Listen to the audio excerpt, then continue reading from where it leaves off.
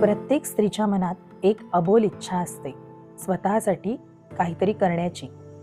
नमस्कार, मी सारिका पवार. माझं नाव निशा अनिल पवार. आर्थिकरित्या स्वावलंबी होण्याची. माझं नाव लता जाधव. आपल्या कुटुंबात आर्थिक हातभार लावण्याची हीच इच्छा माननीय आमदार चंद्रकांत दादा पाटील यांच्यापर्यंत पोहोचली आणि ती पूर्ण करण्याचा ध्यास त्यांनी घेतला.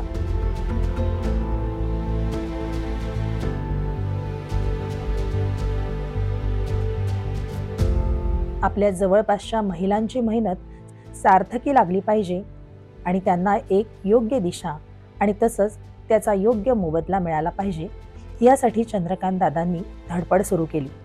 फक्त आर्थिक मदत करून प्रश्न सुटणार नाहीत, तर त्यांना आयुष्यभर आर्थिकरित्या स्वावलंबी करणं हाच एक पर्याय त्यांना दिसला आणि या विचारातून जन्म झाला उत्कर्ष अभियानाचा.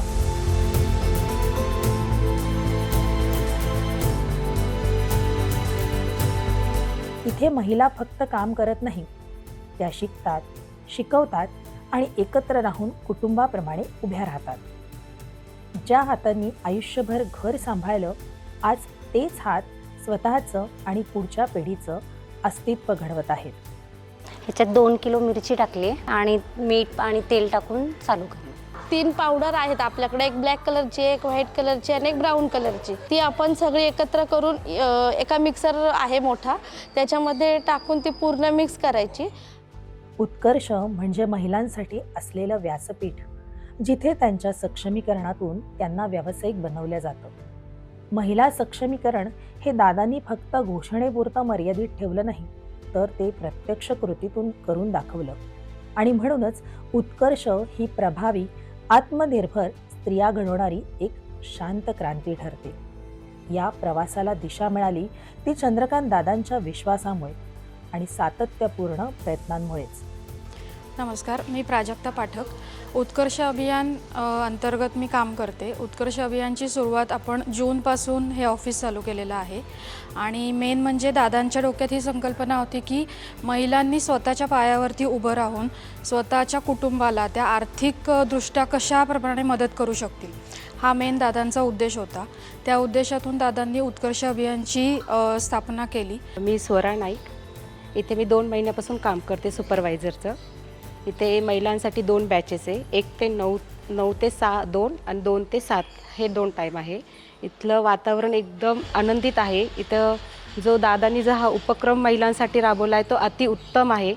उत्कर्ष अभियान प्रकल्पात सध्या 3 ते 4 प्रकारचे मसाले, हळकुंड, उदबत्ती, कापूर आणि पत्रावळी यासाठी आधुनिक मशीन्स कार्यरत आहेत. आत्तापर्यंत ह्या उपक्रमाद्वारे गोडा मसाला, लाल तिखट यांची प्रत्येकी 6,000हून अधिक मसाल्याची पॅकेट्स विकली गेली. तसेच 60 किलोपेक्षा अधिक उदबत्ती उत्पादन करून त्याची यशस्वी विक्री करण्यात आली. एकमेकींना मदत करतात आणि जबाबदारीनं काम करतात. त्या उत्पादनाची गुणवत्ता आणि कामाची सातत्यपूर्ण गती कायम ठेवतात. माझं नाव प्रांजू सुदेश महाजन आहे. मी कोथरूडमध्ये सुतारदरा एरियात राहते. 2 म्हणजे इथे चंद्रकांत दादांनी महिलांसाठी लघु उद्योग चालू केलेला आहे.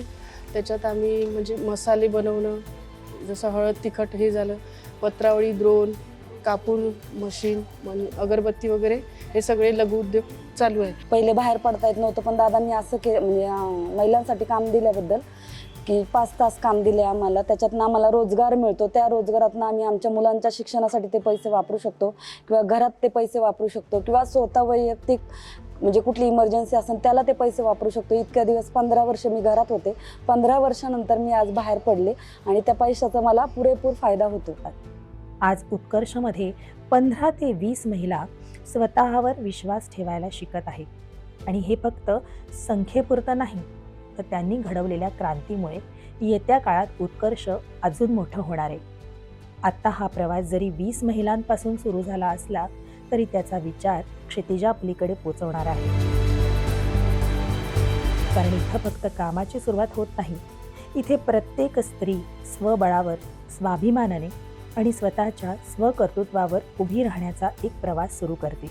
उत्कर्ष म्हणजे फक्त उपक्रम नाही, तर ते आहे स्त्रीला स्वतःच्या क्षमतेवर विश्वास मिळवण्याचं एक हक्काचं ठिकाण.